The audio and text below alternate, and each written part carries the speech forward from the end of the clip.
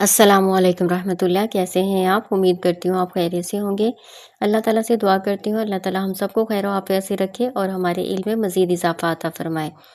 آج ہم سورۃ نور پارہ نمبر 18 کا رکوع نمبر 13 پڑھیں گے انشاءاللہ تعالیٰ۔ شروع کرتی ہوں اللہ کے نام سے۔ اعوذ باللہ السمیع العلیم من الشیطان الرجیم، بسم اللہ الرحمن الرحیم۔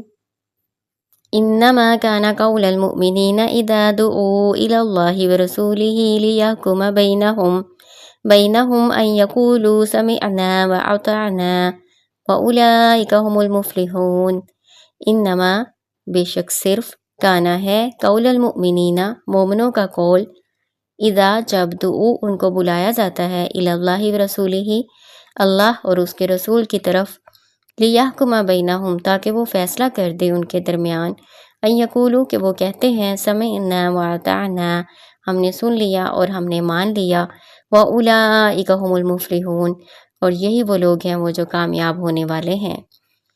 ومن یطع اللہ ورسولہ ویخش اللہ ویتقی فاولئک هم الفائزون۔ ومن یطع اللہ ورسولہ اور جس نے اطاعت کی اللہ کی اور اس کے رسول کی، ویخش اللہ اور ڈرا اللہ سے، ویتقی اور اس کا تقوی اختیار کیا، فاولئک بس یہی وہ لوگ ہیں، هم الفائزون وہ جو کامیاب ہونے والے ہیں۔ اہل کفر و نفاق کے مقابلے میں اللہ تعالیٰ اہل ایمان کا کردار بیان کر رہے ہیں کہ جب ان کو بلایا جاتا ہے کہ ان کے درمیان ان کے جھگڑوں کا فیصلہ کر دیا جائے تو وہ کہتے ہیں کہ ہم نے سن لیا اور مان لیا۔ انہی لوگوں کو اللہ تعالیٰ نے کامیاب کہا ہے۔ پھر آگے اللہ تعالیٰ کہہ رہے ہیں کہ یہ وہ لوگ ہیں جو اللہ اور اس کے رسول کی مکمل اطاعت کرتے ہیں، جو بھی ان کے معاملات میں اللہ اور اس کا رسول جو بھی فیصلہ کرتے ہیں ان کو یہ خوش دلی سے قبول کرتے ہیں، اور ان کے علاوہ ان کے دل میں خشیت الہی بھی ہے اور تقوی بھی ہے، تو یہی وہ لوگ ہیں وہ جو کامیاب ہونے والے ہیں۔ وَأَقْسَمُوا بِاللَّهِ جَهْدَ أَيْمَانِهِمْ لَئِنْ أَمَرْتَهُمْ لَيَخْرُجُنَّ قُل لَّا تُقْسِمُوا طَاعَةٌ مَّعْرُوفَةٌ إِنَّ اللَّهَ خَبِيرٌ بِمَا تَعْمَلُونَ۔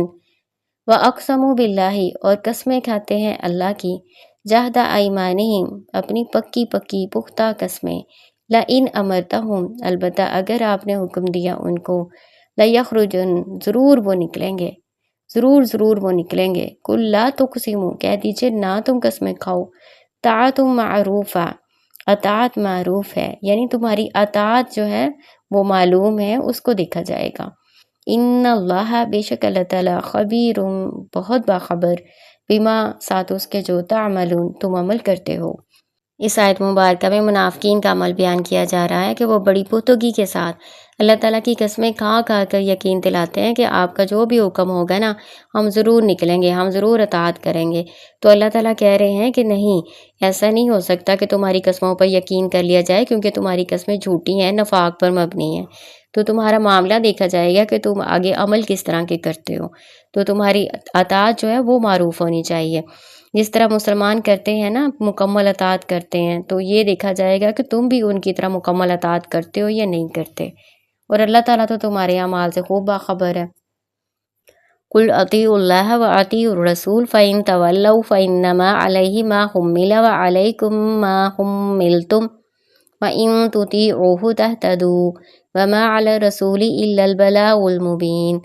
قل کہہ دیجئے اطیعوا اللہ اطاعت کرو اللہ کی، واطیعوا الرسول اور اطاعت کرو رسول کی، فإن تولوا پھر اگر تم پھر گئے، فإنما علیہ بس بے شک اس پر ہے، بے شک صرف اس پر ہے، ما حملا جس کا وہ ذمہ دار بنایا گیا، وعلیکم اور تم پر ہے، ما حملتم جس کے تم ذمہ دار بنائے گئے، وَإِن تُطِيعُوهُ اور اگر تم اس کی اطاعت کرو گے، تہتدوا تم ہدایت پا گئے، وما علی الرسول اور نہیں ہے رسول پر، الا البلاغ المبین مگر پہنچا دینا صاف صاف۔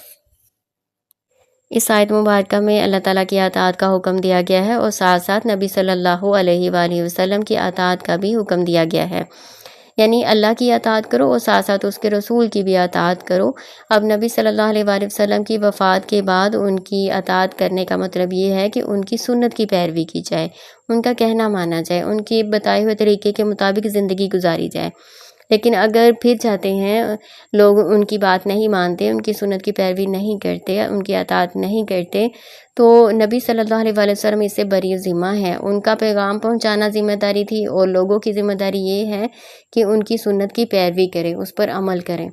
تو اللہ تعالیٰ کہہ رہے ہیں رسول اللہ صلی اللہ علیہ وآلہ وسلم کے ذمے جو ذمہ داری لگائی گئی تھی وہ انہوں نے پوری کر دی، ان کا پہنچا دینا کام تھا، اور تمہارا اطاعت کرنا ہے۔ اگر تم اطاعت کر لو گے تو ہدایت پا جاؤ گے، اگر نہیں اطاعت کرو گے تو گمراہ ہو جاؤ گے۔ وعد اللہ الذین آمنوا منکم وعملوا الصالحات ليستخلفنهم في الأرض كما استخلف الذين من قبلهم وليمكنن لهم دينهم الذي ارتضى لهم وليبدلنهم من بعد خوفهم أمنا يعبدونني لا يشركون بي شيئا ومن كفر بعد ذلك فأولئك هم الفاسقون۔ وعد اللہ الذین آمنوا، وعدہ کیا اللہ تعالیٰ نے ان لوگوں سے جو ایمان لائے ہیں، منکم تم میں سے، وعملوا الصالحات اور عمل کیے نیک، لیستخلفنہم فی الارض ضرور ان کو خلافت عطا فرمائے گا زمین میں، کما استخلف الذین من قبلہم جیسا کہ خلافت عطا فرمائی ان لوگوں کو جو ان سے پہلے تھے، ولیمکنن لہم دینہم الذی ولیمکنن اور ضرور جگہ دے گا یا مضبوط کر دے گا، لہم ان کے لیے، دینہم الذی ان کے دین کو وہ جو ارتضا اس نے پسند کیا، لہم ان کے لیے، وَلَيُبَدِّلَنَّهُمْ اور ضرور وہ بدل دے گا ان کو، من بعد خوفہم امنا بعد ان کے خوف کے امن سے، یعبدوننی عبادت کرو میری، لا یشرکون بی شیئا نہ وہ شریک ٹھہرائیں ساتھ میرے کسی چیز کو، وَمَن كَفَرَ بَعْدَ ذَلِكَ اور جو کوئی انکار کرے گا بعد اس کے، فَأُولَئِكَ هُمُ الْفَاسِقُونَ پس یہی وہ لوگ ہیں وہ جو نافرمان ہیں۔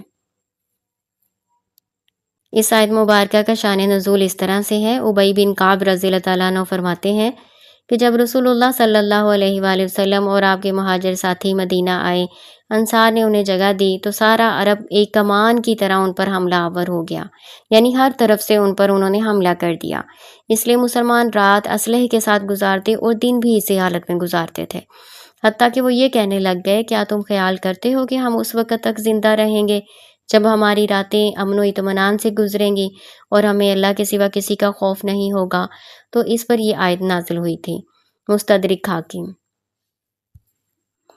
وعد اللہ الذین آمنوا منکم وعملوا الصالحات اللہ تعالیٰ نے وعدہ کیا ہے ان لوگوں سے وہ جو تم میں سے ایمان والے ہیں اور نیک عمل کرنے والے ہیں، یستخلفنہم اللہ تعالیٰ ان کو ضرور جانشینی عطا فرمائے گا، یعنی حکومت عطا فرمائے گا۔ اللہ تعالیٰ کہہ رہے ہیں کہ اے مومنو تم لوگ پریشان نہ ہو، کفار و منافقین تمہارے ساتھ جو دشمنی کرتے ہیں اور تم ان سے خوف میں مبتلا ہوتے ہو، ایسا نہ کرو۔ اللہ تعالیٰ تسلی دے رہے ہیں اپنی طرف سے مومنوں کو کہ اللہ تعالیٰ نے تم سے جو وعدہ کیا وہ پورا کرے گا۔ اللہ تعالیٰ نے اپنا یہ وعدہ تھوڑے ہی عرصے میں پورا بھی فرما دیا۔ ہجرت کے 10 سال کے اندر جبکہ نبی صلی اللہ علیہ وآلہ وسلم ابھی حیات ہی تھے، اللہ تعالیٰ نے آپ کو مکہ، خیبر، بحرین، یمن اور پورے جزیرہ عرب پر فتح عطا فرما دی۔ آپ صلی اللہ علیہ وآلہ وسلم ہجر کے مجوسیوں اور شام کے کئی علاقوں سے جزیہ وصول کرنے لگے۔ روم کے بادشاہ ہرقل، مصر کے بادشاہ مغوقس اور حبشہ کے بادشاہ نجاشی نے آپ کی خدمت میں ہدیے ارسال کیے۔ جب رسول اللہ صلی اللہ علیہ وآلہ وسلم دنیا سے رخصت ہوئے اور خلفائے اسلام نے یہ ذمہ داری سنبھالی اور آپ صلی اللہ علیہ وآلہ وسلم کے طریقے پر چل کر انہوں نے مشرق و مغرب کا بہت سا علاقہ فتح کیا۔ اس وقت کے سب سے مضبوط حکمران کسریٰ کے تخت پر قبضہ کیا اور کیسر کو اس کے مملوکہ علاقوں شام وغیرہ سے ایسا نکالا کہ اسے قسطنطنیہ میں پناہ لینی پڑی۔ مشرق میں چین اور مغرب میں افریقہ تک اسلام کا پرچم لہرانے لگا، مسلمان ان کی گردنوں اور ان کی خزانوں کے مالک بن گئے اور رسول اللہ صلی اللہ علیہ وآلہ وسلم کی یہ پیشن گوئی پوری ہوئی۔ آپ صلی اللہ علیہ وآلہ وسلم فرماتے ہیں اللہ تعالیٰ نے میرے لیے زمین لپیٹ دی تو میں نے اس کے تمام مشرق و مغرب دیکھ لیے اور میری امت کی سلطنت اس کے ان مقامات تک پہنچے گی جو مجھے لپیٹ کر دکھائی گئی، اور مجھے سرخ اور سفید 2 خزانے عطا فرمائے گئے۔ صحیح مسلم کتاب الفتن۔ وَلَا يُمَكِّنَنَّ لَهُمْ دِينَهُمُ الَّذِي ارْتَضَىٰ لَهُمْ، دوسرا وعدہ اللہ تعالیٰ کہہ رہے ہیں کہ ان کے لیے ان کے دین کو مضبوطی سے جگہ دے گا، ان کے لیے اس دین کو اقتدار عطا فرمائے گا، یعنی مسلمانوں کو ایسا اقتدار ملے گا جس میں کسی اور آئین اور قانون کا نہیں بلکہ اللہ تعالیٰ کے دین اسلام کا مکمل غلبہ ہوگا۔ اس میں اللہ تعالیٰ کی بات سب سے اونچی ہوگی، دین کا یہ اقتدار پوری دنیا پر ہوگا۔ جیسا کہ تمیم داری رضی اللہ تعالیٰ عنہ فرماتے ہیں کہ میں نے رسول اللہ صلی اللہ علیہ وآلہ وسلم کو یہ فرماتے ہوئے سنا، یہ کام یعنی دین اسلام وہاں تک پہنچے گا جہاں رات اور دن پہنچتے ہیں، اور اللہ تعالیٰ کوئی اینٹوں کا بنا ہوا مکان نہ چھوڑے گا اور نہ ریشم کا بنا ہوا، مگر اللہ تعالیٰ اس میں اس دین کو داخل کر دے گا، عزت والے کو عزت دے کر اور ذلیل کو ذلت دے کر، عزت ایسی جس کے ساتھ اللہ تعالیٰ اسلام کو عزت بخشے گا، اور ذلت ایسی جس کے ساتھ اللہ تعالیٰ کفر کو ذلیل کرے گا۔ مسند احمد۔ وَلَيُبَدِّلَنَّهُم مِّن بَعْدِ خَوْفِهِمْ أَمْنًا، اور ضرور وہ بدل دے گا بعد ان کے خوف کے امن سے۔ یہ تیسرا وعدہ ہے، اللہ تعالیٰ کہہ رہے ہیں کہ مسلمانوں کو خوف کی حالت بدل کر امن عطا فرمائیں گے۔ جہاد کی بدولت کفار یا تو اسلام قبول کریں گے یا پھر محکوم ہو کے ٹیکس ادا کریں گے۔ اللہ تعالیٰ کے احکام پر عمل کی بدولت خوشحالی کا دور دورہ ہوگا، اور حدود اللہ کے نفاذ کی برکت سے اسلام کے زیر نگی تمام علاقے امن کی نعمت سے فیض یاب ہوں گے۔ جیسا کہ عدی بن حاتم رضی اللہ تعالیٰ عنہ بیان کرتے ہیں کہ میں نبی صلی اللہ علیہ وآلہ وسلم کے پاس موجود تھا جب آپ کے پاس ایک آدمی آیا اور اس نے آپ سے فاقے کی شکایت کی، پھر ایک اور آیا اور اس نے ڈاکے اور راہزنی کی شکایت کی۔ آپ صلی اللہ علیہ وآلہ وسلم نے مجھ سے مخاطب ہو کر فرمایا، عدی تم نے ہیرا کا شہر دیکھا ہے؟ میں نے کہا میں نے اسے نہیں دیکھا لیکن میں نے اس کے متعلق سنا ہے۔ آپ صلی اللہ علیہ وآلہ وسلم نے فرمایا، اگر تمہاری زندگی لمبی ہوئی تو تم اونٹنی پر سوار ایک عورت کو دیکھو گے، وہ ہیرا سے سفر کرے گی حتیٰ کہ کعبہ کا طواف کرے گی، اللہ کے سوا اسے کسی کا خوف نہیں ہوگا۔ میں نے دل ہی دل میں کہا کہ بنو طے کہ وہ بدماش کہاں جائیں گے جنہوں نے شہروں میں آگ لگا رکھی ہے؟ تو آپ صلی اللہ علیہ وآلہ وسلم نے مزید فرمایا، اور اگر تمہاری زندگی لمبی ہوئی تو تم کسریٰ کے خزانے فتح کرو گے۔ میں نے کہا کسریٰ بن ہرمز کے خزانے؟ آپ نے فرمایا ہاں، کسریٰ بن ہرمز کے خزانے۔ اور اگر تمہاری زندگی لمبی ہوئی تو تم دیکھو گے کہ سونے اور چاندی سے اپنی لپیں بھر بھر کے ایک شخص اس شخص کی تلاش میں نکلے گا جو اس کو قبول کر لے، مگر اسے کوئی شخص نہیں ملے گا جو اس کو قبول کر لے۔ عدی رضی اللہ تعالیٰ عنہ کہتے ہیں کہ پھر میں نے اونٹنی پر سوار ایک عورت کو دیکھا جو ہیرا سے سفر شروع کرتی تھی حتیٰ کہ کعبہ کا طواف کرتی تھی، اور میں ان لوگوں میں شامل تھا جنہوں نے کسریٰ بن ہرمز کے خزانے فتح کیے۔ اور اگر تمہاری زندگی لمبی ہوئی تو تم وہ بھی دیکھ لو گے جو نبی ابو القاسم صلی اللہ علیہ وآلہ وسلم نے فرمایا کہ ایک آدمی سونے چاندی سے لب بھر کر صدقہ نکالے گا۔ صحیح بخاری کتاب المناقب۔ یعبدوننی لا یشرکون بی شیئا، وہ میری عبادت کریں گے اور میرے ساتھ کسی کو شریک نہیں ٹھہرائیں گے۔ یعنی اللہ تعالیٰ ان لوگوں کے بارے میں بتا رہے ہیں جن کو اللہ تعالیٰ دین کا غلبہ عطا فرمائیں گے اور امن عطا فرمائیں گے اور اقتدار عطا فرمائیں گے۔ یہ لوگ ایسے ہوں گے جو ایمان اور عمل صالح کے ساتھ ساتھ صرف اللہ تعالیٰ کی عبادت کریں گے، توحید پر کاربند ہوں گے، اللہ کے ساتھ کسی کو شریک نہیں ٹھہرائیں گے۔ ظاہر ہے کہ جن لوگوں میں ان اوصاف میں سے کسی وصف کی کمی ہوگی یا سرے سے انصیاری ہوں گے تو انہیں حکومت مل بھی جائے تو دین کا غلبہ تو نہیں آتا اس سے، اور امن تو نہیں میسر ہوتا۔ وَمَن كَفَرَ بَعْدَ ذَلِكَ فَأُولَٰئِكَ هُمُ الْفَاسِقُونَ، اور جو کوئی کفر کرے گا بعد اس کے، بس یہی وہ لوگ ہیں وہ جو نافرمان ہیں۔ اللہ تعالیٰ کہہ رہے ہیں کہ وہ لوگ جن میں یہ خوبیاں نہیں ہیں جو اوپر بیان کی گئی ہیں، جیسے ایمان، نیک اعمال اور توحید، یہ ساری ان کے اندر صفات نہیں ہیں، تو یہی لوگ اللہ تعالیٰ کے نافرمان ہیں۔ فاسق کہتے ہیں اللہ تعالیٰ کی اطاعت سے نکل جانے کو، یعنی یہ لوگ اللہ تعالیٰ کی اطاعت سے نکل جانے والے لوگ ہیں۔ وَأَقِیمُوا الصَّلَاةَ وَآتُوا الزَّکَاةَ وَأَطِیعُوا الرَّسُولَ لَعَلَّکُمْ تُرْحَمُونَ، اور قائم کرو نماز اور دیتے رہو زکوٰۃ اور اطاعت کرو رسول کی، لعلکم ترحمون، تاکہ تم پر رحم کیا جائے۔ یعنی مسلمانوں کو تاکید کی جا رہی ہے کہ اللہ تعالیٰ کی رحمت اور مدد حاصل کرنے کا یہی طریقہ ہے کہ تم نماز قائم کرتے رہو اور زکوٰۃ ادا کرو اور اللہ کی اور اس کے رسول کی مکمل اطاعت کرو۔ اس طرح اللہ تعالیٰ کی طرف سے رحمتیں بھی نازل ہوں گی اور اللہ تعالیٰ کی مدد بھی حاصل ہوگی۔ لا تحسبن الذین کفروا معجزین فی الارض ومأواہم النار ولبئس المصیر۔ لا تحسبن، ہرگز نہ گمان کریں وہ الذین، وہ جنہوں نے کفر کیا، معجزین کہ وہ عاجز کرنے والے ہیں، فی الارض زمین میں، ومأواہم النار اور ٹھکانہ ان کا آگ ہے، ولبئس المصیر اور یقیناً کتنا برا ٹھکانہ ہے۔ یعنی مشرکین عام طور پر ہمیشہ تعداد اور قوت میں زیادہ رہے ہیں۔ رسول اللہ صلی اللہ علیہ وآلہ وسلم کے دور میں بھی یہی حال تھا، مسلمان کمزور تھے، ان سے خوف زدہ رہتے تھے، تو ایسے حالات میں ان کے لیے خلافت کا وعدہ عجیب اور ناممکن سی بات نظر آتا تھا۔ اسی لیے اللہ تعالیٰ فرما رہے ہیں کہ کافروں کے متعلق یہ گمان ہرگز نہ کریں کہ وہ اللہ تعالیٰ کو عاجز کر دیں گی۔